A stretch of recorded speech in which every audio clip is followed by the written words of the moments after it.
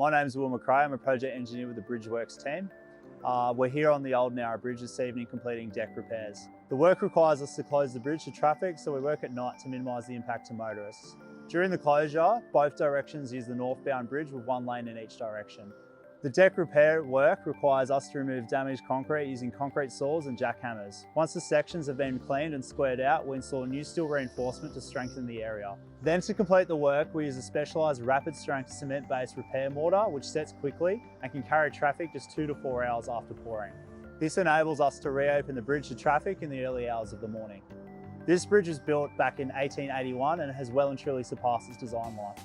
This combined with increasing traffic volumes has meant that the bridge has deteriorated at an elevated rate. We undertake detailed inspections of the bridge every 12 months and we carry out preventative and reactive maintenance at least twice a year.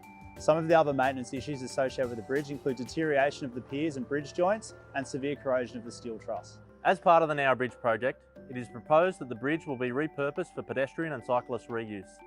The team will be doing more investigations into the work required once the highway traffic is removed from the bridge.